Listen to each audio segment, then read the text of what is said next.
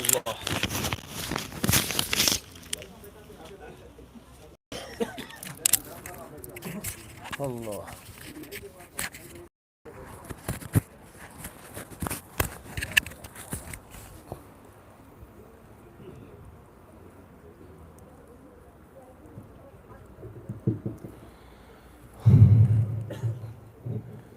إلى حضرة سيدنا وشفيعنا وحبيبنا مصطفى محمد صلى الله عليه وسلم. الفاتحة.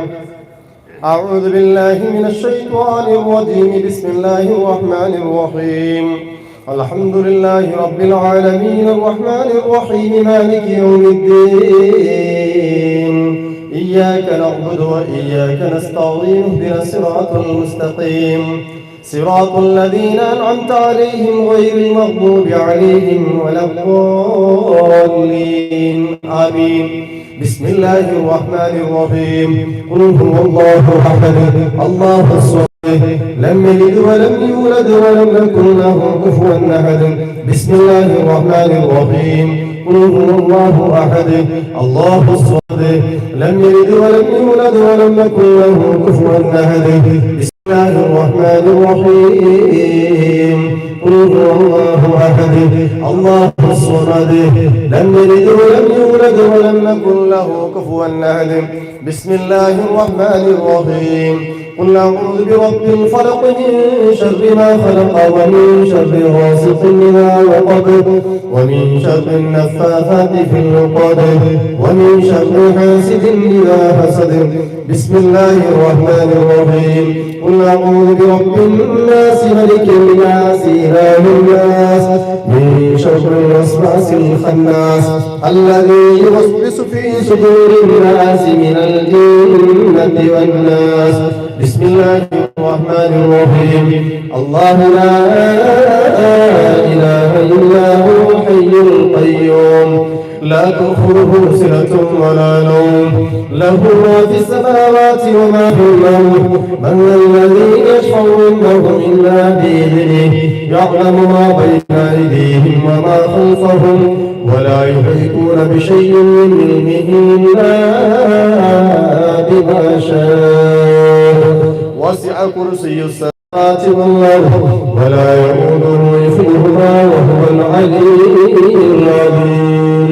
جددوا إيمانكم ونبروا قلوبكم وزينوا ألسنتكم بقول لا إله إلا الله لا إله إلا الله لا إله إلا الله لا إله إلا الله لا إله إلا الله لا إله إلا الله لا إله إلا الله إلا الله لا إله إلا الله لا إله إلا الله لا إله إلا الله لا إله إلا الله لا إله إلا الله لا إله إلا الله لا إله إلا الله لا إله إلا الله لا إله إلا الله لا إله إلا الله لا إله إلا الله لا إله إلا الله لا إله إلا الله إلا الله لا إله إلا الله لا إله إلا الله لا إله إلا الله لا إله إلا الله لا إله إلا الله لا إله إلا الله لا إله إلا الله لا إله إلا الله لا إله إلا الله. استغفروا ربكم إنه كان غفارا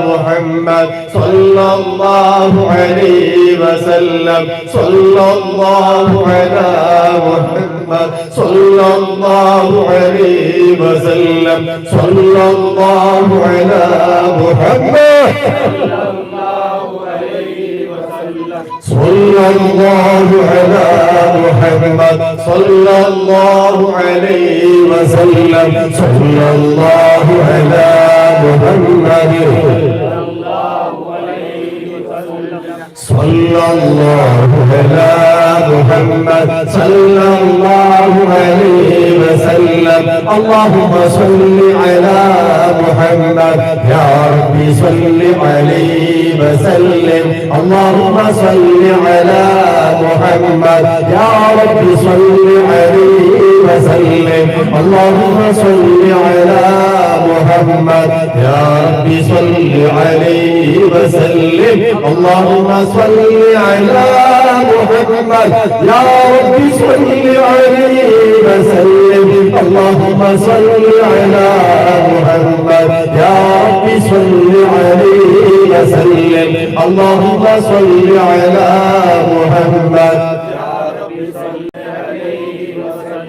اللهم صل على محمد يا رب صل عليه وسلم اللهم صل على محمد يا رب صل عليه وسلم اللهم صل على محمد يا رب صل عليه وسلم اللهم صل على محمد يا رب صل عليه وسلم اللهم صل على محمد يا رب صل عليه وسلم إلهي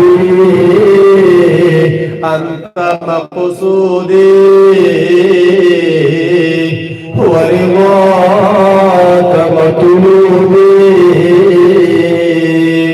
إلهي أنت مقصودي ورضاك مطلوبي إلهي أنت مقصودي ورضاك مطلوبي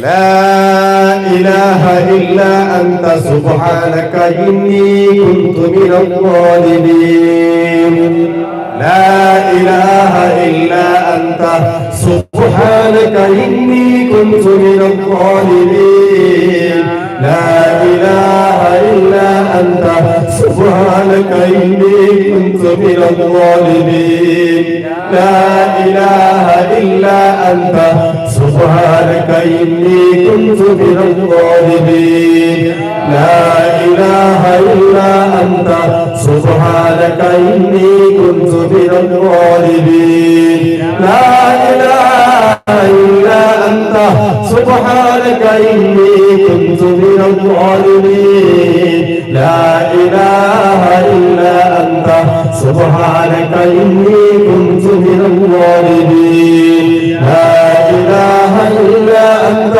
سبحانك إني كنت من الظالمين لا إله إلا أنت سبحانك إني كنت من الظالمين لا إله إلا أنت سبحانك إني كنت من الظالمين لا إله إلا أنت سبحانك إني كنت من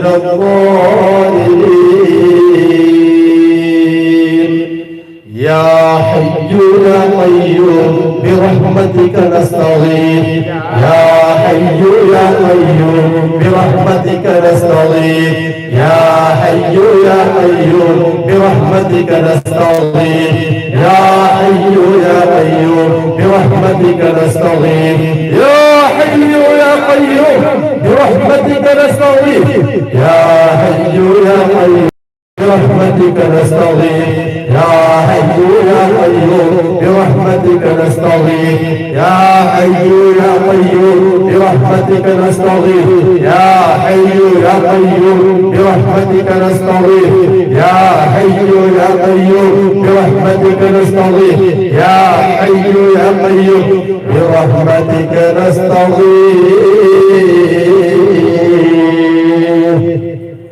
إلهي أنت مقصودي ورضاك مطلوبي إلهي أنت مقصودي ورضاك مطلوبي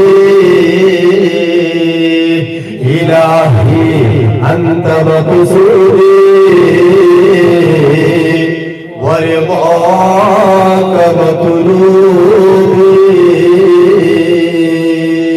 لا إله إلا الله محمد رسول الله لا إله إلا الله محمد رسول الله لا إله إلا الله محمد رسول الله لا إله إلا الله محمد رسول الله لا إله إلا الله محمد رسول الله لا إله إلا الله محمد رسول الله لا إله إلا الله محمد رسول الله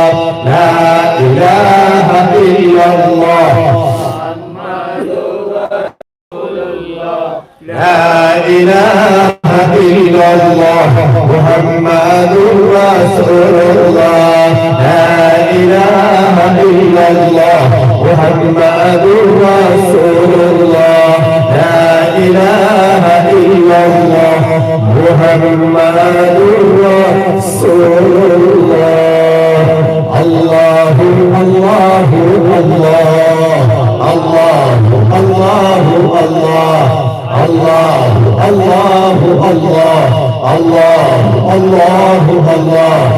الله الله الله الله الله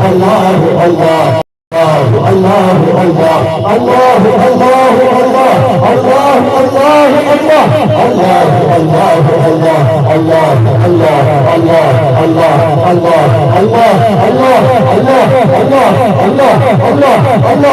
الله الله الله الله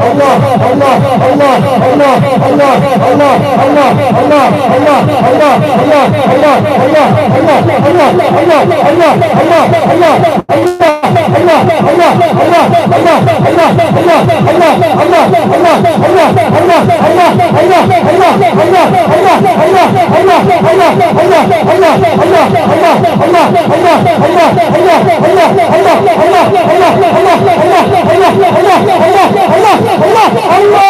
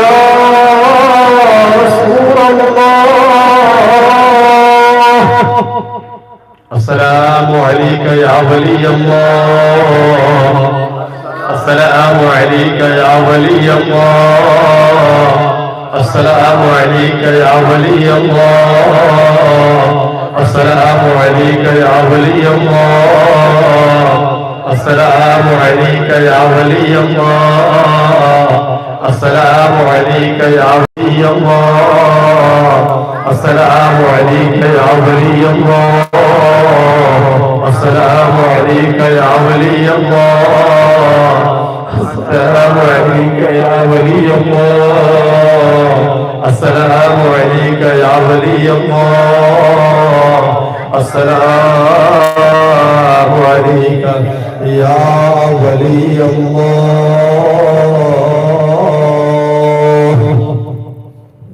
والسلام عليكم ورحمة الله تعالى وبركاته. الله رب سبحانه وتعالى ನಮ್ಮ ಈ ಸ್ವಲಾತ್ ಮಜ್ಲಿಸನ್ನು ನಮ್ಮಿಂದ ಕಬೂಲ್ ಮಾಡಿ ನಮ್ಮೆಲ್ಲರ ಕಷ್ಟಕ್ಕೆ ಪರಿಹಾರವನ್ನು ಕೊಟ್ಟು ಅನುಗ್ರಹಿಸಲಿ. ಆಮೀನ್ ಯಾ ರಬ್ಬಲ್ ಆಲಮೀನ್. ನೂರಾರು ಕಿಲೋಮೀಟರ್ ದೂರದಿಂದ ಬಂದ ಎಷ್ಟೋ ಗಣ್ಯಾತಿಗಣ್ಯ ವ್ಯಕ್ತಿಗಳು ಜಾತಿ ಮತ ಭೇದ ಯಾವುದೂ ಇಲ್ಲದೆ, ಧರ್ಮ ಇಲ್ಲ ಯಾವುದೂ ಇಲ್ಲ, ಒಂದೇ ತಾಯಿಯ ಮಕ್ಕಳೆಂದು ಭಾವಿಸಿಕೊಂಡು ಈ ಒಂದು ಮಜ್ಲಿಸಿನಲ್ಲಿ ಭಾಗಿಯಾಗಿದ್ದ ನಾವೆಲ್ಲರೂ ಕಷ್ಟ ಇದೆ, ಪರಿಹಾರ ಸಿಗಬೇಕು. ಅಲ್ಲ ನಮ್ಮ ಕಷ್ಟಕ್ಕೆ ಪರಿಹಾರ ಕೊಟ್ಟು ರೋಗಗಳ ಹೆಸರುಗಳು ಹೇಳಿಕೊಂಡು ಉಸ್ತಾದ್ ನಾನು ಕ್ಯಾನ್ಸರ್ ಪೇಷಂಟ್, ಉಸ್ತಾದ್ ನಾನು ಪ್ಯಾಂಕ್ರಿಯಸ್ ಇಂದ ತೊಂದರೆಯಲ್ಲಿದ್ದೀನಿ, ಉಸ್ತಾದ್ ನನ್ನ ಹಾರ್ಟ್ ಪ್ರಾಬ್ಲಮ್ ಅಲ್ಲಿದ್ದೀನಿ, ಉಸ್ತಾದ್ ನನ್ನ ಕಿಡ್ನಿ ಡ್ಯಾಮೇಜ್ ಆಗಿದೆ, ಉಸ್ತಾದ್ ನನ್ನ ಲಿವರ್ ಡ್ಯಾಮೇಜ್ ಆಗಿದೆ, ನನ್ನ ಕಿಡ್ನಿ ಕ್ರಿಯೇಟಿನ್ ಅಧಿಕವಾಗಿ ನನಗೆ ತುಂಬಾ ತೊಂದರೆ ಆಗ್ತಾ ಇದೆ, ಡಯಾಲಿಸ್ ಆಗ್ತಾ ಇದೆ ಅಂತ ನೂರಾರು ಕಷ್ಟಗಳನ್ನು ಹೇಳಿಕೊಂಡು ಬರುವ ಭಕ್ತಾದಿಗಳು ಅಲ್ಲಾಹುವೇ ಸ್ವಲಾತ್ ಮಜ್ಲಿಸಿನ ಬರಕತ್ತಿನಿಂದ ಈ ಬಂದ ಎಲ್ಲ ರೋಗಿಗಳಿಗೂ ನಿಮಗೆಲ್ಲರಿಗೂ ಗೊತ್ತಿದೆ, ಈ ಮಜ್ಲಿಸಿನಲ್ಲಿ ನೂರಾರು ಪ್ರಶ್ನೆಗಳಿಗೆ ಪರಿಹಾರ ಸಿಕ್ಕಿದೆ. ಮಕ್ಕಳಿಲ್ಲದವರಿಗೆ ಮಕ್ಕಳಾದ ಚರಿತ್ರೆಗಳು, ಅದೇ ರೀತಿ ಬಿಸಿನೆಸ್ ನಷ್ಟವಾಗಿ ಕಷ್ಟದಲ್ಲಿ ಸಿಲುಕಿಕೊಂಡು ಕಣ್ಣೀರು ಸುರಿಸುತ್ತಿರುವ ಕುಟುಂಬಗಳಿಗೂ ಒಳ್ಳೆಯ ಬಿಸಿನೆಸ್ ನಲ್ಲಿ ಮುಂದೆ ಸಾಗುತ್ತಿರುವುದು, ಮದುವೆಯಾಗದೆಷ್ಟೋ ವರ್ಷಗಳಾಗಿ 32-35 ವರ್ಷವಾಗಿ ಮದುವೆಯಾಗದೆ ಇರುವಂತಹ ವ್ಯಕ್ತಿಗಳು ಅಲ್ಲಾಹನ ತೌಫೀಕಿನಿಂದ ಒಂದು ವರವನ್ನು ಕೈ ಹಿಡಿದುಕೊಂಡು ಸಂತೋಷದಿಂದ ಈಗಲೂ ಮಜ್ಲಿಸಿಗೆ ಬರುವವರು, ಮಾಟ ಮಂತ್ರಗಳಲ್ಲಿ ಸಿಲುಕಿಕೊಂಡು ತೊಂದರೆಗೆ ಸಿಲುಕಿದವರು, ಸ್ವಲಾತ್ ಮಜ್ಲಿಸಿನಿಂದ ನನಗೆ ನೆಮ್ಮದಿ ಸಿಕ್ಕಿದೆ ಉಸ್ತಾದ್, ನನ್ನ ಶುಗರ್ ಪ್ರೆಷರ್ ಕೊಲೆಸ್ಟ್ರಾಲ್ ಶಿಫಾ ಸಿಕ್ಕಿದೆ ಉಸ್ತಾದ್, ಸಂತೋಷವನ್ನು ಪ್ರಕಟಣೆ ಮಾಡುವಂತಹ ಎಷ್ಟೋ ವ್ಯಕ್ತಿಗಳು ಮಜ್ಲಿಸಿನಲ್ಲಿದ್ದಾರೆ. ಅಲ್ಲಾಹುವೇ ಏನೆಲ್ಲ ತೊಂದರೆಗಳಿದೆಯೋ ಎಲ್ಲ ತೊಂದರೆಗಳನ್ನು ನಮಗೆ ನೀನು ದೂರ ಮಾಡಿಕೊಳ್ಳಬೇಕು. ಉಸ್ತಾದ್ ನನಗೆ ಲಕ್ಷಾಂತರ ರೂಪಾಯಿ ದುಡ್ಡು ಬರಲಿಕ್ಕಿದೆ, ದುಡ್ಡು ಕೊಡುವವರು ಕೊಡಬೇಕು ಅಂತ ನಿಯತ್ತು ಮಾಡಿಕೊಂಡು ಬಂದವರು. ಅದೇ ರೀತಿ ಅಂಗಡಿಗಳು, ಶಾಪ್ಗಳು ಇಟ್ಟುಕೊಂಡು, ಹೋಟೆಲ್ಗಳು, ಪೆಟ್ರೋಲ್ ಬಂಕ್ಗಳು, ಬಿಸಿನೆಸ್ಗಳು, ಲಾರಿಗಳು, ಅದೇ ತರ ಆಟೋಗಳು, ನಾನಾ ತರಹದಲ್ಲಿ ಗ್ಯಾರೇಜ್ಗಳು ಇಟ್ಟುಕೊಂಡು ಬಿಸಿನೆಸ್ ಮಾಡಿ ಕುಟುಂಬವನ್ನು ಸಾಕಬೇಕು ಎಂಬ ಒಂದೇ ಒಂದು ಲಕ್ಷ್ಯದಿಂದ ಕಷ್ಟಪಡುತ್ತಿರುವ ಎಷ್ಟೋ ಯುವಕರು ಬೆಳಿಗ್ಗೆಯಿಂದ ಸಂಜೆ ತನಕ ಬೆವರು ಸುರಿಸಿಕೊಂಡು ತನ್ನ ಪತ್ನಿ ಮಕ್ಕಳು ಸಂತೋಷವಾಗಿ ಜೀವನ ಮಾಡಬೇಕು, ತನ್ನ ತಂದೆ ತಾಯಿ ಸಂತೋಷವಾಗಿ ಜೀವನ ಮಾಡಬೇಕು ಎಂಬ ಆಸೆಯಿಂದ ಮುಂದೆ ಸಾಗುತ್ತಿರುವ ಎಲ್ಲ ಬಿಸಿನೆಸ್ಗಳಿಗೆ ಆ ಬಿಸಿನೆಸ್ ಮ್ಯಾನ್ಗಳ ಬಿಸಿನೆಸ್ಗಳನ್ನು ಉನ್ನತ ಮಟ್ಟಕ್ಕೆ ಏರಿಸಿ ಒಳ್ಳೆಯ ಲಾಭಗಳನ್ನು ಅನುಭವಿಸಬೇಕು. ಎಲ್ಲ ಬಿಸಿನೆಸ್ ಮಾಡುವವರಿಗೆ ಒಂದೇ ಒಂದು ಉಪದೇಶ, ತಂದೆ ತಾಯಿಯನ್ನು ಮಹಬ್ಬತ್ತು ಮಾಡಿ. ಪತ್ನಿ ಮಕ್ಕಳನ್ನು ಮಹಬ್ಬತ್ತು ಮಾಡುವುದಕ್ಕಿಂತ ಮುಂಚೆ ತಂದೆ ತಾಯಿಯನ್ನು ಮಹಬ್ಬತ್ತು ಮಾಡಿ ಅವರ ಕಷ್ಟಕ್ಕೆ ಭಾಗಿಯಾಗಿ. ತಂದೆ ತಾಯಿಯ ಆಶೀರ್ವಾದ ಇದ್ದರೆ ಬಿಸಿನೆಸ್ಗೆ ಯಾವ ತಕರಾರುಗಳು ಬರುವುದಿಲ್ಲ, ಜೀವನದಲ್ಲಿ ಯಾವುದೇ ತಕರಾರುಗಳು ಬರುವುದಿಲ್ಲ. ತಾಯಿಯ ಕಣ್ಣೀರು ಸುರಿಸಿದ ಪ್ರಾರ್ಥನೆಗೆ ಅಲ್ಲಾಹು ಉತ್ತರ ಕೊಟ್ಟೇ ಕೊಡ್ತಾನೆ. ನಮ್ಮ ತಂದೆ ತಾಯಿಯರಿಗೆ ದೀರ್ಘ ಆಯುಸ್ಸು ಆಫಿಯತ್ತು ಅನುಗ್ರಹಿಸುವ. ಅಲ್ಹಮ್ದುಲಿಲ್ಲಾಹ್, ಇವತ್ತು ತುಂಬಾ ಜನ ಹೆಸರುಗಳು ಕೊಟ್ಟಿರುವುದು. ಆ ಪ್ಯಾಂಕ್ರಿಯಸ್ ಅಲ್ಲಿ ತೊಂದರೆಗೆ ಸಿಲುಕಿಕೊಂಡು ಬಂದಂತಹ ವ್ಯಕ್ತಿ ಉಸ್ತಾದ್ ನನಗೆ ಪ್ರತ್ಯೇಕ ದುಆ ಮಾಡಿರಿ. ನಮ್ಮ ಕಡೆಯಿಂದ ನಾಳಿದ್ದು ಬೆಂಗಳೂರಿನ ಹೆಸರೇನವರದು ಪ್ರಶಾಂತ್ ಅವರು, ಪ್ರಶಾಂತ್ ನಮ್ಮ ಕಡೆಯಿಂದ ಬೆಂಗಳೂರಿಂದ ಜನಗಳು ಬರ್ತಾ ಇದ್ದಾರೆ, ಉಸ್ತಾದ್ ನಮಗೆ ಪ್ರಾರ್ಥನೆ ಮಾಡಿದೆ ಅಂತ. ಪ್ರಶಾಂತ್ ಪ್ಯಾಂಕ್ರಿಯಸ್ ನನಗೆ ಶಿಫಾ ಸಿಗಬೇಕು ಅಂತ ದುಆ ವಸಿಯತ್. ಆಕಾಶ ಅದೇ ಮೈಸೂರು ಎಜುಕೇಶನ್ಗೆ ಪ್ರತ್ಯೇಕ ದುಆ ವಸಿಯತ್. ಅಮ್ಜದ್ ಬಿಸ್ನೆಸ್ಗೆ ದುಆ ವಸಿಯತ್. ಅದೇ ತರ ಜಫರುಲ್ಲಾ ಖಾನ್ ಮದ್ದೂರು ಪ್ರತ್ಯೇಕ ದುಆ ವಸಿಯತ್ ಕಷ್ಟ ಪರಿಹಾರ ಆಗಲಿಕ್ಕೋಸ್ಕರ. ಆಯಿಷಾ ಮದ್ದೂರು ಪ್ರತ್ಯೇಕ ದುಆ ವಸಿಯತ್ ಬಿಸಿನೆಸ್ ಬರಲಿಕ್ಕೋಸ್ಕರ. ಶೋಭಾ ಮೈಸೂರು, ಶೋಭರೊಟ್ಟಿಗೆ ಬರುವಂತಹ ಶಾಕಿರಾ, ಮುನ್ನಾ, ಮುನ್ನಿ, ತಾಹಿರಾ, ಮೊಹಮ್ಮದ್ ನಾಸಿರ್ ಕೆಲಸಾಗಬೇಕು ಅಂತ ರಿಯಾಜ್ ಇರ್ಫಾನ್, ನಾನಾ ತರಹದ ಕಷ್ಟಗಳು ಹೇಳಿದವರು. ಲಿಸ್ಟ್ಗಳು ತುಂಬಾ ದೊಡ್ಡದಿದೆ. ನಾನು ಚಳಿ ಇದ್ದ ಕಾರಣ ಇವತ್ತು ಬೇಗ ದುಆ ಮಜ್ಲಿಸ್ ಮುಗಿಸ್ಕೊಂಡು ನಿಮಗೆ ಕಲಿಸಲಿಕ್ಕೋಸ್ಕರ ನಾನು ಬೇಗ ಸ್ಟಾರ್ಟ್ ಮಾಡಿದೆ. ಇನ್ಶಾ ಅಲ್ಲಾಹ್ ಇನ್ನು ಮುಂದೆ ನಮ್ಮ ದುಆ ಮಜ್ಲಿಸ್ 8 ಗಂಟೆಗೆ ಇಶಾ ನಮಾಜ್ಗೆ ನಿಂತರೆ 8:15ಕ್ಕೆ ಇಶಾ ನಮಾಜ್ ಮುಗಿಯುತ್ತದೆ. 8:15 8:15ಗೆ ನಾವು ನಮಾಜ್ ಸ್ಟಾಪ್ ಆಗ್ತದೆ. 8:15ಗೆ ನಮಾಜ್ ಸ್ಟಾಪ್ ಆದರೆ ಇನ್ಶಾ ಅಲ್ಲಾಹ್ 8:15ಗೆ ದುಆ ಮಜ್ಲಿಸ್ ಸ್ಟಾರ್ಟ್ ಆಗ್ತದೆ. 9:15ಗೆ ದುಆ ಮಜ್ಲಿಸ್ ಮುಗಿಬೇಕು.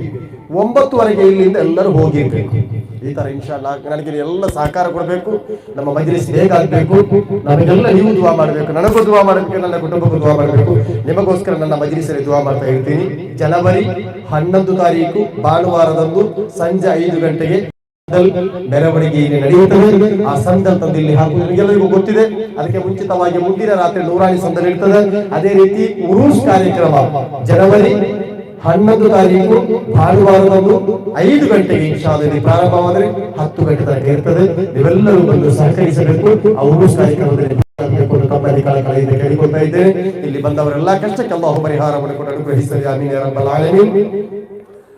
ಉರೂಸ್ಗೆ ನಾನು ಅಕ್ಕಿ ಕೊಡ್ತೀನಿ ಉಸ್ತಾದ್ ಅಂತ ಇವತ್ತು ಶೋಭಾ ಅವರು ಕೂಡ ಬಂದು, ಇವರು ನಮ್ದು ಶೈಲಜ್ ಅವರ ಮಗ, ನನ್ನ ಕೈಯಿಂದ ನಾನು ಬರುವವರು 1 ಟನ್ ಎಣ್ಣೆ ತಂದು ತರ್ತೀನಿ ಗುರುಗಳ ಉರೂಸಿಗೆ. ಅದೇ ರೀತಿ ನಮ್ಮ ಸ್ವಾಮಿಯವರು ನಮ್ಮ ಉರೂಸ್ ಕಾರ್ಯಕ್ರಮಕ್ಕೆ 5,000 ರೂಪಾಯಿ ಧರ್ಮವನ್ನು ಇಲ್ಲಿಗೆ ಕೊಟ್ಟಿದ್ದಾರೆ.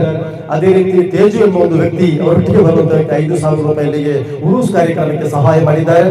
ಅದೇ ರೀತಿ ನಾನಾ ತರಹದ ವ್ಯಕ್ತಿಗಳು ಶೈಲಜ್ ಅವರು 1,500 ರೂಪಾಯಿ ಅಕ್ಕಿ ನನ್ನ ಕಡೆಯಿಂದ ಅಂತ ದುಡ್ಡು ಕೊಟ್ಟಿದ್ದಾರೆ. ಅಲ್ಹಮ್ದುಲಿಲ್ಲಾಹಿ ರಬ್ಬಿಲ್ ಆಲಮೀನ್. ಮನು ಅವರದ್ದು ಉಂಟು. ಮನು ಅವರು ಅಕ್ಕಿ ಕೊಡ್ತೇನೆ ಅಂತ 2 ಮುಟ್ಟೆ ಹೇಳಿದ್ರು, ಅದು ಬೇಡ, ದುಡ್ಡು ಕೊಡ್ತೀನಿ 3,000 ಅಂತ ಹೇಳಿದ್ರು. ಅಲ್ಲಾಹುವೇ, ಮನು, ತೇಜು, ಅದೇ ರೀತಿ ಸ್ವಾಮಿಯವರು ಇವರ ಎಲ್ಲ ಉದ್ದೇಶಗಳನ್ನು ನೀವು ಪೂರ್ತಿ ಮಾಡಿಕೊಡಬೇಕು ಅಲ್ಲಾಹ್. ಅವರ ಬಿಸಿನೆಸ್ ಗಳನ್ನು ಉನ್ನತ ಮಟ್ಟಕ್ಕೆ ತಲುಪಿಸಿಕೊಳ್ಳಬೇಕು ಅಲ್ಲಾಹ್. ಇನ್ಶಾ ಅಲ್ಲಾಹ್ ಬರುವ ವಾರ ಊಟ ಬರುವ ಭಕ್ತಾದಿಗಳಿಗೆ ಊಟದ ವ್ಯವಸ್ಥೆಗೆ ನನ್ನ ಕೈಯಲ್ಲಿ ದುಡ್ಡಿಲ್ಲ. ಕಳೆದ ವಾರ ನೀವು ಕೊಟ್ಟದ್ದು ಇನ್ಶಾ ಅಲ್ಲಾಹ್ ಇವರೆಲ್ಲ ಊಟದ ವ್ಯವಸ್ಥೆಯಲ್ಲಿ ಕೊಟ್ಟಿದ್ದೀರಿ. ಅಲ್ಹಮ್ದುಲಿಲ್ಲಾಹಿ ರಬ್ಬಿಲ್ ಆಲಮೀನ್. ಬರುವ ವಾರ ಇನ್ಶಾ ಅಲ್ಲಾಹ್ ಊಟಕ್ಕೋಸ್ಕರ ನೀವೆಲ್ಲ ಮತ್ತೆ ಸಹಾಯ ಮಾಡಬೇಕು ಅಂತ ತಮ್ಮಲ್ಲಿ ಕಳಕಳಿಯಿಂದ ಕೇಳಿಕೊಳ್ತಾ ಇದ್ದೇನೆ. ನಮ್ಮೆಲ್ಲ ಉದ್ದೇಶಗಳು ನಾವು ಕೊಡುವ ಸ್ವತಂತ್ರಗಳಿಂದ ಅಲ್ಲಾಹು ಪೂರ್ತಿ ಮಾಡಿಕೊಳ್ಳಲಿ. ಪ್ರತ್ಯೇಕವಾಗಿ ನಮ್ಮ ಕುಟುಂಬದಿಂದ ಫೌಜಿಯಾ ಎಂಬ ಸಹೋದರಿ ಪ್ರತ್ಯೇಕವಾಗಿ ನಮ್ಮ ಈ ಮಜ್ಲಿಸ್ಗೆ ಬಂದಿದ್ದಾರೆ. ತುಂಬಾ ತೊಂದರೆಯಲ್ಲಿ ಸಿಲುಕಿದ್ದೀನಿ, ಕಷ್ಟ ಪರಿಹಾರ ಬೇಕು ಅಂತ ಬಂದಿದ್ದೀನಿ, ಸಲಾಮತ್ತಿಗೆ ನನಗೆ ದುಆ ಮಾಡಿದೆ ಎಂದು ದುಆ ಮಾಡಿದ ವಸಿಯತ್ ಮಾಡಿದ ಫೌಜಿಯಾ ಎಂಬ ಸಹೋದರಿ ಅಲ್ಲಾಹುವೇ ಬಟ್ಟೆ ವ್ಯಾಪಾರ ಮಾಡ್ತಿರುವುದು ಅಲ್ಲಾಹ್ ನೀನು ಬರಕತ್ ಕೊಟ್ಟು ಅನುಗ್ರಹಿಸಬೇಕು ಅಲ್ಲಾಹ್. ಅದೇ ರೀತಿ ಡಾಕ್ಟರ್ ಪಲ್ಲವಿ ಎಂಬ ಸಹೋದರಿ ಗವರ್ಮೆಂಟ್ ಹಾಸ್ಪಿಟಲ್ ಅಲ್ಲಿ ನಿನ್ನೆ ಅವರ ಹತ್ರ ನಾನು ಮಾತಾಡಿದೆ, ಭೇಟಿಯಾಡಿದೆ. ಅವರ ತುಂಬಾ ತೊಂದರೆಗಳನ್ನು ಹೇಳಿದ್ದಾರೆ. ಅಲ್ಲಾಹು ಅವರ ಕಷ್ಟಗಳನ್ನು ನೀನು ದೂರ ಮಾಡಿಕೊಳ್ಳಬೇಕು ಅಲ್ಲಾಹ್. ಡಾಕ್ಟರ್ ಪಲ್ಲವಿ ಅವರ ಉದ್ದೇಶಗಳನ್ನು ನೀವು ಪೂರ್ತಿ ಮಾಡಿಕೊಳ್ಳಬೇಕು ಅಲ್ಲಾಹ್.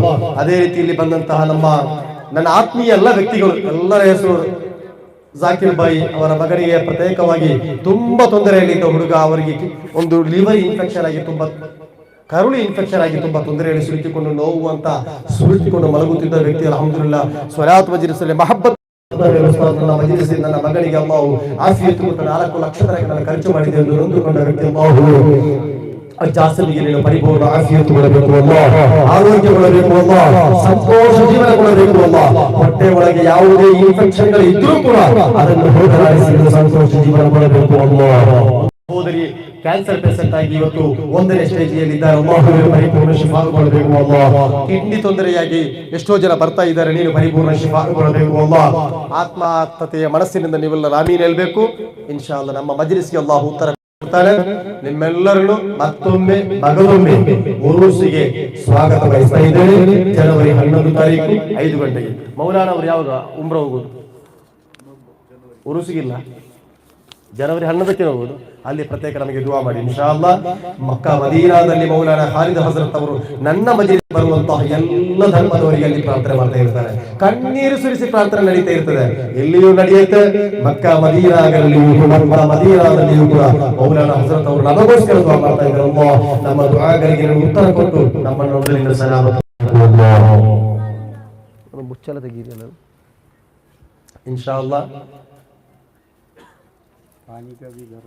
ಎಲ್ಲರ ಹೆಸರುಗಳನ್ನು ಶೈಖ್ ದಾವೂದ್ ಶಾ ವಲಿ ಸಮಕ್ಷಮದಲ್ಲಿ ನಾನು ಅದನ್ನು ಹಾಜರುಪಡಿಸಿ ಎಲ್ಲರಿಗೆ ಇಸ್ರತ್ ಅವರ ಫ್ಯಾಮಿಲಿ ಎಲ್ಲರೂ ಹಶ್ರತ್ ಅವರ ಫ್ಯಾಮಿಲಿ ಎಲ್ಲರೂ ನನ್ನನ್ನು ಮಹಬ್ಬತ್ ಮಾಡೋದು ಕುಟುಂಬ ತುಂಬಾ ಮಹಬ್ಬತ್.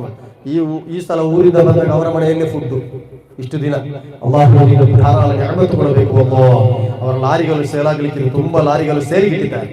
10-13 ಲಾರಿಗಳಿಗೆ ಸೇಲಿಗಿಟ್ಟಿದ್ದಾರೆ. ಅಲ್ಲಾಹುವೇ ಒಳ್ಳೆಯ ರೀತಿ ಅದನ್ನು ಸೇಲ್ ಮಾಡುವಂತಹ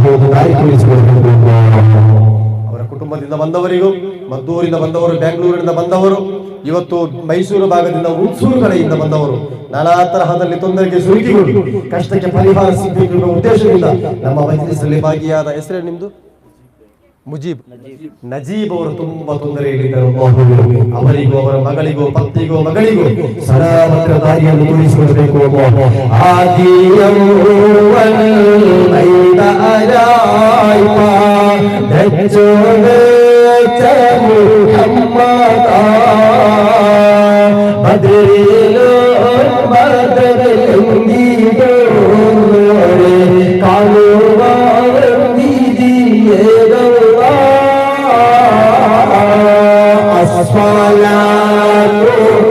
والسلام عليك يا رسول الله. الصلاة والسلام عليك يا حبيب الله. مكة مني تعالى पादी सोना इश्कारिया दे चली दूर से भागी उनके गले अस्सलाम वस्सलाम अलैका या रसूल अल्लाह. अस्सलातु वस्सलाम अलैका या हबीब अल्लाह. आतालायो अशराफुने भी पादी दूनी वर आशराय आदहलाल तेरे ऊंडे तो परचारत चंदीरा. अस्सलातु वस्सलामु अलैका या रसूल अल्लाह. अस्सलातु वस्सलामु अलैका या हबीब अल्लाह. पापा माले करुतु പോയൊരു അൽബും കൊണ്ടിവർ വന്നിതാ. ഭാവഭാരങ്ങൾ തീർത്തു കൽബകം റാഹ നൽകേണ സയ്യദി. അസ്സലാത്തു വസ്സലാമു അലൈക യാ റസൂലല്ലാഹ്. അസ്സലാത്തു വസ്സലാമു അലൈക യാ ഹബീബ അല്ലാഹ്. മർനാ മിന്നാ ശരണ തരണം ചെയ്യും നാളിലെ പതിയ റസൂലുള്ളാഹി കാവലെ റബ്ബന. അസ്സലാത്തു വസ്സലാമു അലൈക യാ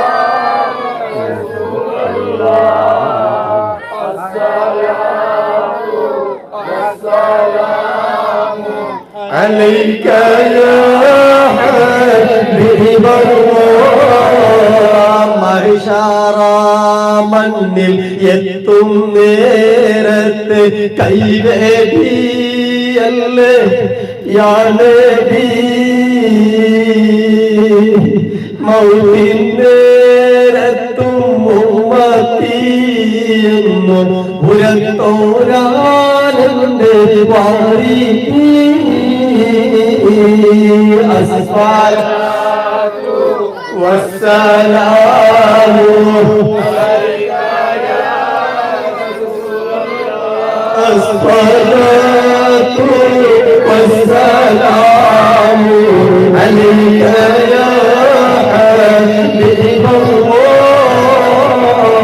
حول طالب നൽകലേ ഞങ്ങളെ സ്വർഗത്തിൽ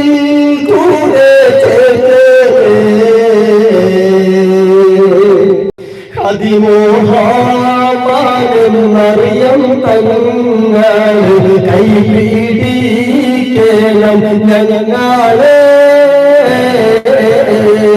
അസ്സലാത്തു വസ്സലാമു അലൈക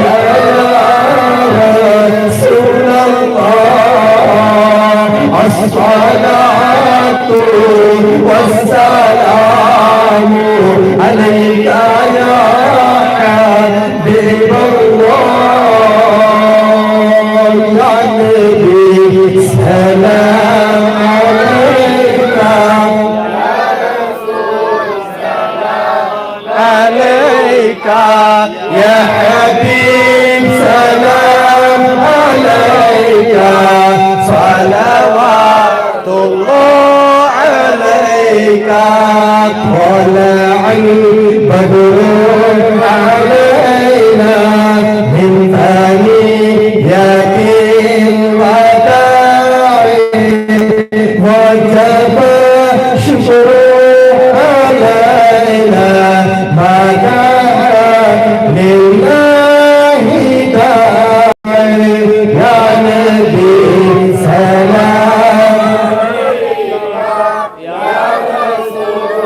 سلام عليك يا حبيب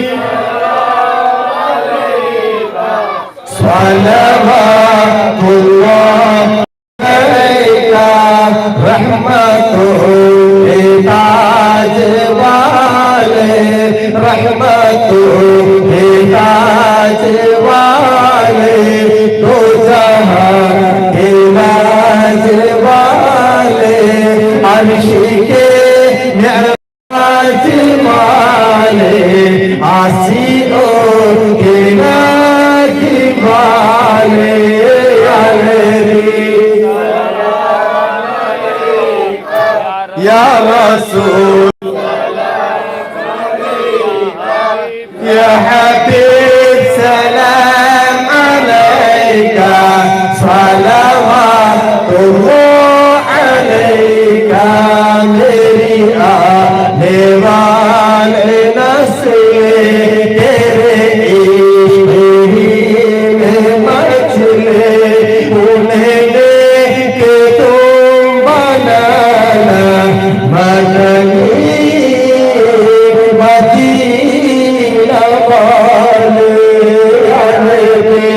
सलाम अलैका या रसूल सलाम अलैका या हबीब सलाम अलैका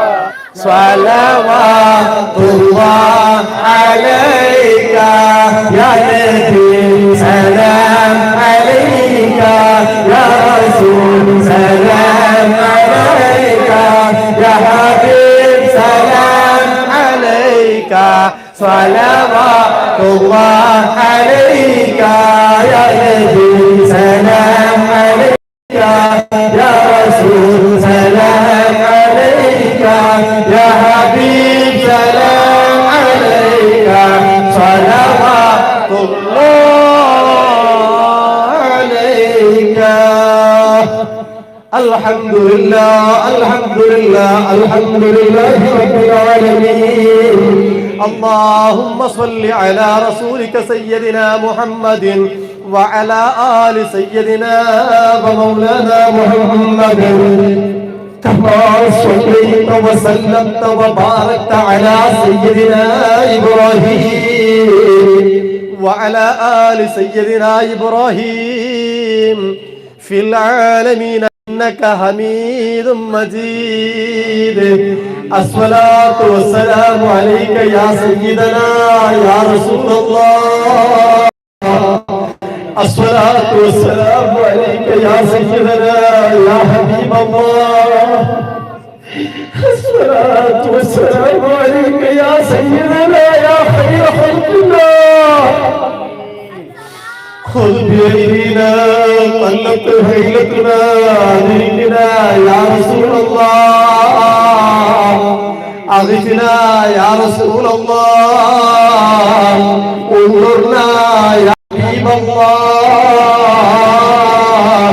يا رحمن يا غفور يا رحيم يا الله يا ملك يا الله يا قدوس يا الله يا سلام يا الله يا مؤمن يا الله يا مهيمن يا الله يا عزيز يا الله يا جبار يا الله يا خالق يا الله يا بارئ يا الله يا مصطفى يا الله يا فتاح يا الله يا رزاق يا الله يا ذا الجلال والإكرام يا الله മലിക്കുൽ ജബ്ബാറായ അല്ലാഹുവേ ഞങ്ങൾ ചൊല്ലിയ സ്വലാത്തും തസ്ബീഹും തഹ്ലീലും തഹ്ലീലുകളും അല്ലാഹ് ഞങ്ങളുടെ മക്കളിൽ നിന്ന് സ്വീകരിക്കണേ അല്ലാഹ് ഒരുപാട് തെറ്റുകൾ ചെയ്തവരാണ് മാപ്പ് നൽകുന്നവൻ നീയാണ് റബ്ബേ ഞങ്ങളുടെ ദോഷങ്ങളെ പൊറുത്തു കളയണം അല്ലാഹ് ഈ സ്വലാത്തിന്റെ മജ്‌ലിസിൽ എത്ര ദൂരെ നാടുകളിൽ നിന്ന് വന്ന് സങ്കടം പറഞ്ഞവരാണ് റബ്ബേ ഈ മജ്‌ലിസിൽ നീ ഉത്തരം തരാതിരിക്കല്ല പാവങ്ങളാണ് അല്ലാഹ് കഷ്ടം പറഞ്ഞവരാണ് റഹ്മാനായ റബ്ബേ ഈ മജ്‌ലിസ് ഒന്ന് ഉത്തരമുള്ള മജ്‌ലിസാക്കണം റഹ്മാനേ ഇവിടെ മരപ്പെട്ട് കിടക്കുന്ന ഉപ്പാപ്പ ദാവൂദ് ഷാവലിയുടെ കറാമത്തിന്റെ ദറജയും ഫളലും പവറും നിന്റെ അടുക്കൽ ഏറ്റി കൊടുക്കണേ അല്ലാഹ് ഞങ്ങളെ പ്രയാസങ്ങളെ തീർത്തു തരണം അല്ലാഹ് ഞങ്ങളെ ബുദ്ധിമുട്ടുകൾ തീർത്തു തരണം അല്ലാഹ് ഞങ്ങളെ കടങ്ങൾ തീർത്തു തരണം അല്ലാഹ് ഞങ്ങളെ രോഗങ്ങൾ വിഷമയാക്കണം അല്ലാഹ് മാരകമായ രോഗത്തിലേക്ക് അടിമപ്പെട്ടുകൊണ്ട് പ്രയാസപ്പെടുന്നവരുണ്ട് ശാരീരിക രോഗങ്ങളിലേക്ക് അടിമപ്പെട്ടുകൊണ്ട് പ്രയാസപ്പെടുന്നവരുണ്ട് മാനസിക രോഗികളുണ്ട് അല്ലാഹ് പൈശാചിക പ്രശ്നങ്ങളുണ്ട് അല്ലാഹ് ശൈത്വാനിന്റെ കൂടോത്തരത്തിൽപ്പെട്ട് പ്രയാസപ്പെടുന്നവരുണ്ട് അല്ലാഹ് ഷാഫിയായ റബ്ബേ നിന്നോട് ഞങ്ങൾ ചോദിക്കുമ്പോൾ ഞങ്ങൾ നിന്നോട് ശിഫാഇന് വേണ്ടി ആവശ്യപ്പെടുന്നുണ്ട് നീ ശിഫാ നൽകണം അല്ലാഹ് മാരകമായ രോഗമാകുന്ന ബ്രെയിൻ ട്യൂമർ ഞങ്ങൾക്ക് നീ തരല്ല അല്ലാഹ് ഞങ്ങളെ ശ്വാസനാളത്തിലും മണ്ണനാളത്തിലും ലങ്സിലും ബ്ലഡിലും ബ്രസ്റ്റിലും മറ്റ് അവയവങ്ങളിൽ സ്വകാര്യ അവയവങ്ങളിൽ വരെ ക്യാൻസർ ഞങ്ങൾക്ക് നീ തരല്ല അല്ലാഹ് റഹ്മാനായ റബ്ബേ നമ്മുടെ ഹാർട്ട് അറ്റാക്ക് ആക്കല്ല അല്ലാഹ് ഞങ്ങളെ ഹാർട്ട് നീ അറ്റാക്ക് ആക്കി എൻജോഗ്രാം ചെയ്ത് ഓപ്പൺ സർജറിയിലേക്ക് കൊണ്ടുപോകുന്ന അവസ്ഥ നീ നൽകല്ല അല്ലാഹ് സ്വലാത്ത് കൊണ്ട് ഞങ്ങൾക്ക് നീ സലാമത്ത് നൽകണം അല്ലാഹ് നമ്മുടെ കിഡ്നിക്ക് ക്രിയേറ്റിൻ അധികമാക്കി ഞങ്ങളെ ഡയാലിസിലേക്ക് അയക്കരുത് അല്ലാഹ് ഞങ്ങളെ കിഡ്നിയിൽ കല്ല് തരല്ല അല്ലാഹ് നമ്മുടെ പിത്തകോശത്തിൽ കല്ല് തരല്ല അല്ലാഹ് ലിവറിൽ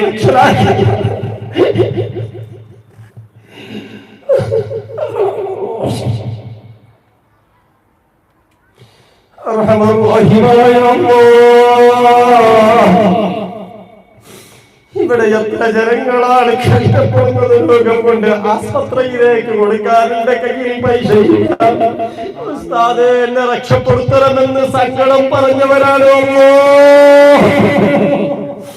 എല്ലാ രോഗികളെയും നീ സലാമത്തിലാക്കണം റഹ്മാനേ റഹ്മാനായ റബ്ബേ മൂത്രത്തിൽ പൈപ്പിട്ടുകൊണ്ട് പ്രയാസപ്പെടുന്നവർ ആസ്പത്രിയുടെ ബെഡിൽ കിടന്നുകൊണ്ട് പ്രയാസപ്പെടുന്ന രോഗികൾ ഒബ്സർവേഷനിൽ കിടന്നിരിക്കുന്നു ഐസിയുവിൽ കിടന്നിരിക്കുന്നു ബെഡിൽ കിടന്ന് സങ്കടപ്പെടുന്ന രോഗികൾ നീ അവരെ രക്ഷപ്പെടണം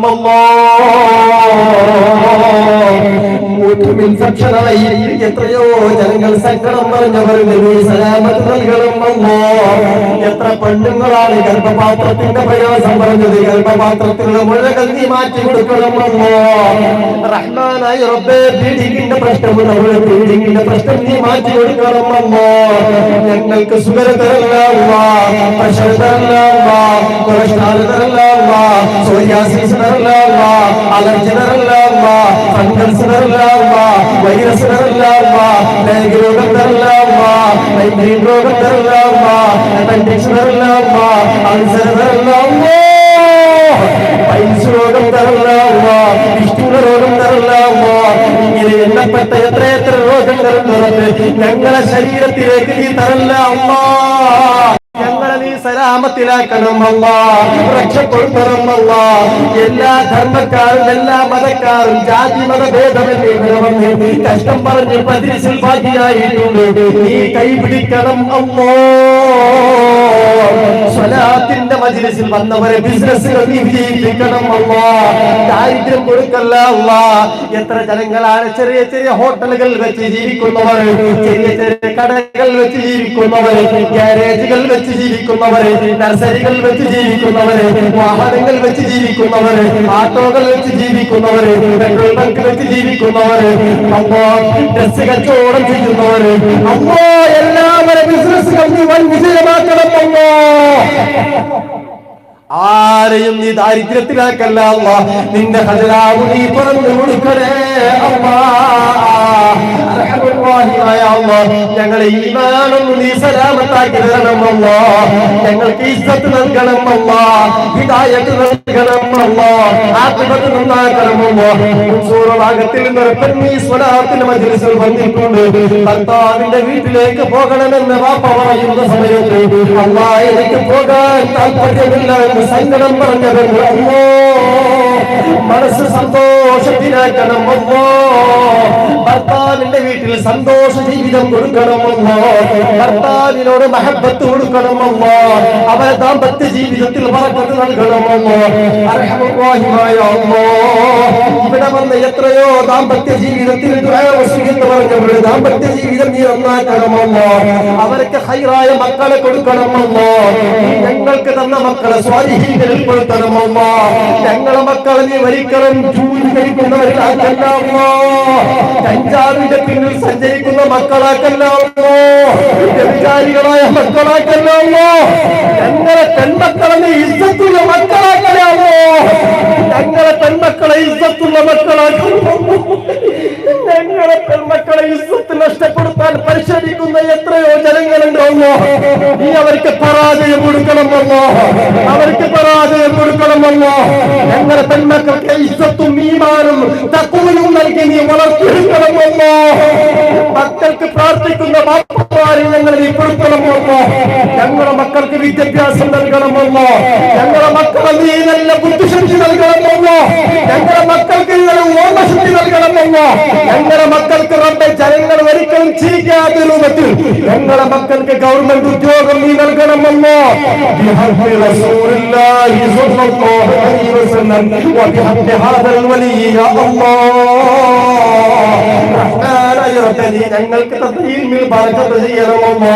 ഈ സ്വലാത്തിന്റെ മജ്‌ലിസിൽ വന്നവർ എത്രയോ കേസിൽ കുടുങ്ങിയവരുണ്ട്. കേസ് ബാത്തിലാക്കണമല്ലോ.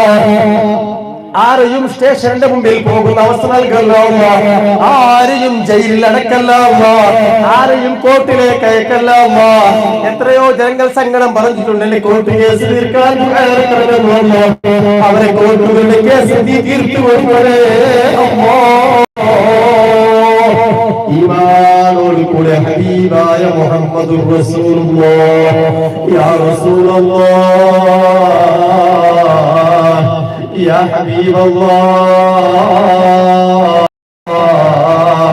യാ നബിയല്ലാഹ്, അങ്ങയെ ഞങ്ങൾ കണ്ടിട്ടില്ല, അങ്ങയോട് ഞങ്ങൾക്ക് നല്ല മഹബത്താണ് യാ റസൂലല്ലാഹ്. ഞങ്ങളെ മജ്‌ലിസിൽ ഹബീബായ നബി തങ്ങളുടെ പേരിൽ സ്വലാത്ത് ചൊല്ലുന്ന മജ്‌ലിസാണല്ലോ അല്ലാഹ്. നബി തങ്ങളുടെ ജീവിതത്തിൽ കണ്ടില്ലെങ്കിൽ ഞങ്ങൾക്ക് സ്വപ്നത്തിലൊന്ന് കാണിച്ചു തരണം അല്ലാഹ്.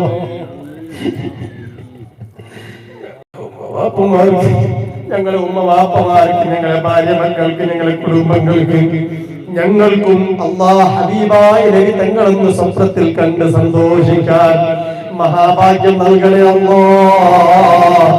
മദീനയുടെ പച്ച കുപ്പത്തിന്റെ അടിയിൽ അന്ത്യവിശ്രമം കൊള്ളുന്ന അല്ലാഹുവായ മുഹമ്മദുർ റസൂലുള്ളാഹ് സ്വല്ലല്ലാഹു അലൈഹി വസല്ലം തങ്ങളെ ചാരത്ത് നിന്നുകൊണ്ട് അസ്സലാത്തു വസ്സലാമു അലൈക യാ സയ്യിദി യാ റസൂലുള്ളാഹ് എന്ന് സലാം ചൊല്ലാനുള്ള ഭാഗ്യം നൽകണം. ഖബൂലും മബ്റൂറും മർദിയത്തുമായ ഹജ്ജും ഉംറയും ചെയ്യുവാൻ തൗഫീഖ് നൽകണം അല്ലാഹ്.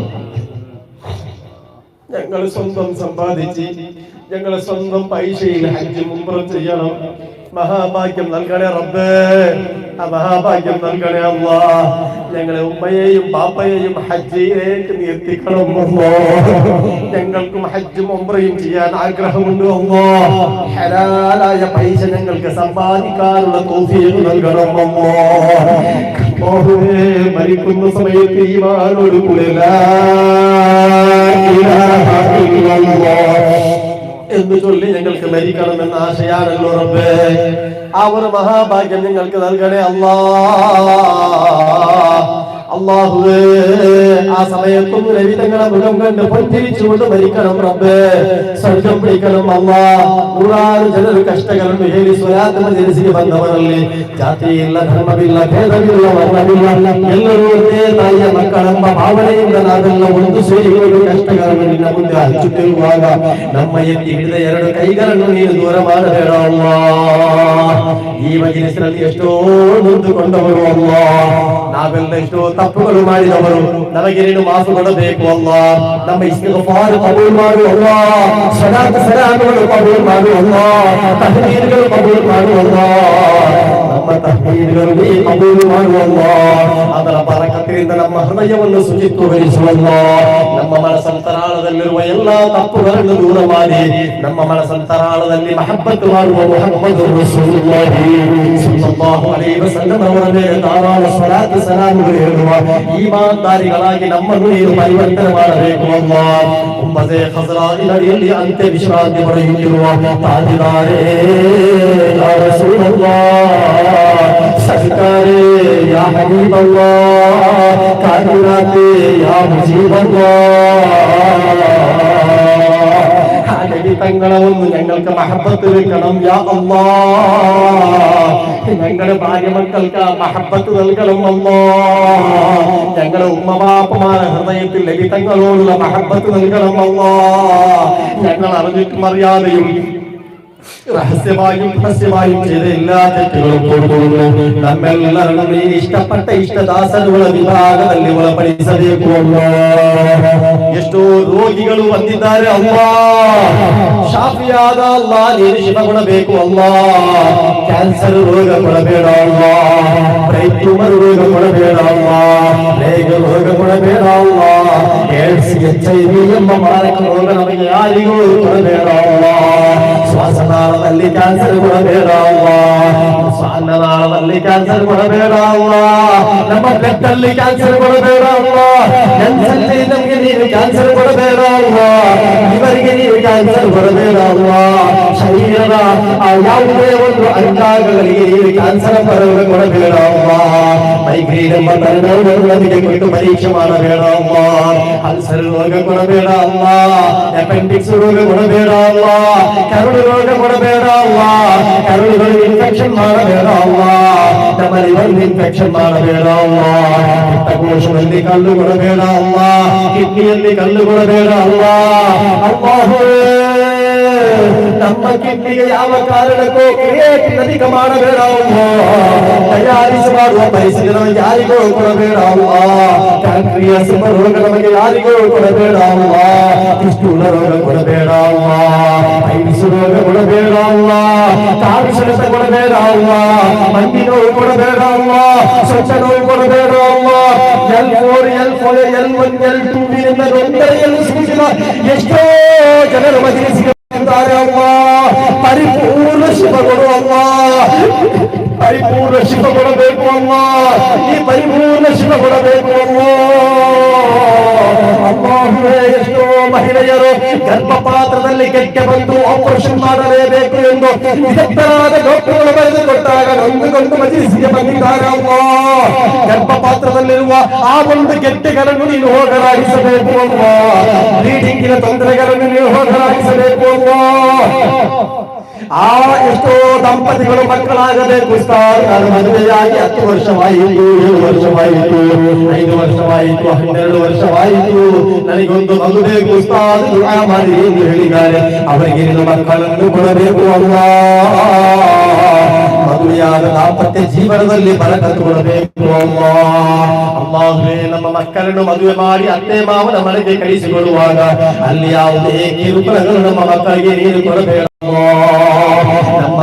ನಮ್ಮ ಅತ್ತೆ ಮಾವಂದಿರನ್ನು ಮಹಬ್ಬತ್ತು ಮಾಡಿ, ನಮ್ಮ ತಂದೆ ತಾಯಿಯಂದಿರನ್ನು ಮಹಬ್ಬತ್ತು ಮಾಡಿ, ತನ್ನ ಪತಿಯನ್ನು ಮಹಬ್ಬತ್ತು ಮಾಡಿ ಜೀವನ ಮಾಡುವ ಮಹಾಭಾಗ್ಯ ನಮಗೆ ಕೊಡಬೇಕು. ನಮ್ಮನ್ನು ಯಾವ ಕಾರಣಕ್ಕೂ ನೀನು ಪರೀಕ್ಷೆ ಮಾಡಬೇಡ ಅಮ್ಮ, ನಮ್ಮನ್ನು ನೀನು ಯಾವ ಕಾರಣಕ್ಕೂ ಪರೀಕ್ಷೆ ಮಾಡಬೇಡ ಅಮ್ಮ. ನೀನು ನಮ್ಮ ಕೈ ಹಿಡಿಯಬೇಕು ಅಮ್ಮ, ನಮ್ಮನ್ನು ದೂರ ಮಾಡಬೇಡ ಅಮ್ಮ. ಸರಾತ್ ಮಜಲಿಸಿಗೆ ಬಂದು ಕಷ್ಟಗಳನ್ನು ಹೇಳಿದವರು ಅಮ್ಮ, ನೀನದನ್ನು ತೀರಿಸಿಕೊಡಲೇಬೇಕು ಅಮ್ಮ, ನೀನು ತೀರಿಸಿಕೊಡಲೇಬೇಕು ಅಮ್ಮ. ಅಮ್ಮ ಯಾ ಅಮ್ಮ, ಯಾ ಶಾಫಿ ಯಾ ಅಮ್ಮ, ಯಾ ಕಾಫಿ ಯಾ ಅಮ್ಮ, ಯಾ ಮುಅಫಿ ಯಾ ಅಮ್ಮ. اشفي امراضنا، امراض الظاهريه والباطنيه والشيطانيه والروحانيه والجسمانيه والعينيه، فاشفها يا شافي الامراض، واشفها يا شافي الامراض، واشفها يا شافي الامراض، يا شافي يا الله، يا كافي يا الله، يا عافي يا الله. قل حوائجنا يا قاضي الحاجات، قل حوائجنا يا قاضي الحاجات، قل حوائجنا يا قاضي الحاجات. الله ನಮ್ಮ ಈಮಾನ್ ನೀನು ಸಲಾಮತ್ ಮಾಡಿ ಕೊಡಬೇಕು ಅಲ್ಲಾಹ್, ಇಜ್ಜತ್ ಕೊಡಬೇಕು ಅಲ್ಲಾಹ್, ಹಿದಾಯತ್ ಕೊಡಬೇಕು ಅಲ್ಲಾಹ್, ನಮ್ಮ ಆಕಿಬತನ್ನು ಒಳ್ಳೆಯದಾಗಿಸಬೇಕು ಅಲ್ಲಾಹ್. ಈ ಮಜ್ಲಿಸ್ನಲ್ಲಿ ಜಾತಿ ಮತವಿಲ್ಲದೆ ಎಲ್ಲರೂ ಸೇರಿದ್ದೇವೆ ಅಲ್ಲಾಹ್, ನಮ್ಮೆಲ್ಲರ ಕಷ್ಟಕ್ಕೆ ನೀನು ಪರಿಹಾರ ಕೊಡಲೇಬೇಕು ಅಲ್ಲಾಹ್, ನೀನು ಕೊಡಲೇಬೇಕು ಅಲ್ಲಾಹ್. ಇವತ್ತಿನ ಬಂದ ಬಸವ ಭಕ್ತಾದಿಗಳಿಗೆ ಊಟಕ್ಕೆ ಬೇಕಾಗಿ ಯಾರೆಲ್ಲ ಸಹಾಯ ಮಾಡಿದಾರೋ ಅವರು ಕೊಟ್ಟ ದುಡ್ಡಿನಿಂದ ಊಟದ ವ್ಯವಸ್ಥೆ ಮಾಡಿದ್ದೇವೆ ಅಲ್ಲಾಹ್. ದಿಕ್ರಿ ಮಜ್ಲಿಸಿಗೆ ಬಂದವರಿಗೆ ಅನ್ನ ಬಡಿಸಬೇಕು ಎಂಬ ಆಸೆಯಿಂದ ಎಷ್ಟೋ ಜನ ಸಹಾಯ ಮಾಡಿದ್ದಾರೆ, ಆ ಸಹಾಯವನ್ನು ಕಬೂಲ್ ಮಾಡಬೇಕು ಅಲ್ಲಾಹ್. ಇವತ್ತು ಬಂದ ಎಲ್ಲಾ ಭಕ್ತಾದಿಗಳಿಗೆ ಊಟಗಳು ಅಲ್ಲಾಹುವೇ ಅದರಲ್ಲಿ ಬರಕತ್ತು ಕೊಡಬೇಕು ಅಲ್ಲಾಹ್, ಆ ಊಟದಲ್ಲಿ ಶಿಫಾವನ್ನು ನೀಡಬೇಕು ಅಲ್ಲಾಹ್. ಇಲ್ಲಿಯ ನೀರು ಔಷಧವಾಗಿ ಉಪಯೋಗಿಸುತ್ತಿದ್ದಾರೆ, ಪರಿಪೂರ್ಣ ಶಿವ ಕೊಡಬೇಕು ಅಲ್ಲಾಹ್. ಇಲ್ಲಿ ತಂದ ನ್ಯಾಸಗಳು ನೀನು ಕಬೂಲ್ ಮಾಡಬೇಕು ಅಲ್ಲಾಹ್. ಅಲ್ಲಾಹುವೇ, ಒಂದು ಹಿಂದೂ ಧರ್ಮದ ಪ್ರತ್ಯೇಕವಾಗಿ ಇಲ್ಲಿ ಒಂದು ಅಕ್ಕಿ ಊಟ ಬಂದು ಹದಿಯು ಕೊಟ್ಟಿದ್ದಾರೆ, ಕಬೂಲ್ ಮಾಡಿ ಅವರ ಪತ್ತೆಗೆ ನೀನು ಪರಿಪೂರ್ಣ ಶಿವ ಕೊಡಬೇಕು ಅಲ್ಲಾಹ್, ಅವರ ಪತ್ತೆಗೆ ನೀನು ಸಲಾಮತ್ತು ಕೊಡಬೇಕು ಅಲ್ಲಾಹ್. ಅಲ್ಲಾಹುವೇ, ನಾವೆಲ್ಲ ಮರಣ ಹೊಂದುವುದಕ್ಕಿಂತ ಮುಂಚೆ ಹಜ್ ಮತ್ತು ಉಮ್ರಾ ಮಾಡುವ ಮಹಾಭಾಗ್ಯ ನಮಗೆ ಕೊಡಬೇಕು ಅಲ್ಲಾಹ್. ಈ ಒಂದು ಗಂಜಾಲಿನಲ್ಲಿ ಸ್ವಲಾತ್ ಮಜ್ಲಿಸ್ ನಡೆಯುವಾಗ ಎಷ್ಟೋ ಜನರಲ್ಲಿ ಸಹಕಾರ ಮಾಡುತ್ತಿದ್ದಾರೆ. ಅದೇ ರೀತಿ ನಮ್ಮ ಕಮಿಟಿ ಭಾರವಾಹಿಗಳು ಪ್ರತ್ಯೇಕವಾಗಿ ಊಟದ ವ್ಯವಸ್ಥೆಗೆ ಕೆಲಸ ಮಾಡಿ ಎಲ್ಲರಿಗೂ ಊಟ ಬಡಿಸುತ್ತಿದ್ದಾರೆ ಅಲ್ಲಾಹ್. ಅವರಿಗೆಲ್ಲರಿಗೂ ಸಲಾಮತ್ ಕೊಡಬೇಕು ಅಲ್ಲಾಹ್, ಆಫಿಯತ್ ಕೊಡಬೇಕು ಅಲ್ಲಾಹ್, ಆರೋಗ್ಯ ಕೊಡಬೇಕು ಅಲ್ಲಾಹ್. ಲಾ ಇಲಾಹ ಇಲ್ಲಲ್ಲಾಹ್ ಎಂಬ ಕೊನೆಯ ಉಚ್ಚಾರಣೆಯಲ್ಲಿ ಮುಹಮ್ಮದ್ ರಸೂಲುಲ್ಲಾಹಿ ಸಲ್ಲಲ್ಲಾಹು ಅಲೈಹಿ ವಸಲ್ಲಂ ಅವರ ಹುಟ್ಟುಹಬ್ಬವನ್ನು ನೋಡಿ ಸಂತೋಷದ ಮರಣ ಹೊಂದುವ ಮಹಾಭಾಗ್ಯ ನಮಗೆಲ್ಲರಿಗೂ ನೀನು ಕೊಡಬೇಕು ಯಾ ಅಲ್ಲಾಹ್, ಕೊಡಬೇಕು ಯಾ ಅಲ್ಲಾಹ್, ಕೊಡಲೇಬೇಕು ಯಾ ಅಲ್ಲಾಹ್. ರಬ್ಬನಾ ಆತಿನಾ في الدنيا حسنة وفي الآخرة حسنة وقنا عذاب النار ربنا تقبل منا إنك أنت السميع العليم وتب علينا إنك أنت التواب الرحيم آمين برحمتك يا أرحم الراحمين بفضلك صلى الله على محمد صلى الله عليه وسلم صلى الله على محمد صلى الله عليه وسلم اللهم صل على محمد يا ربي صل عليه وسلم.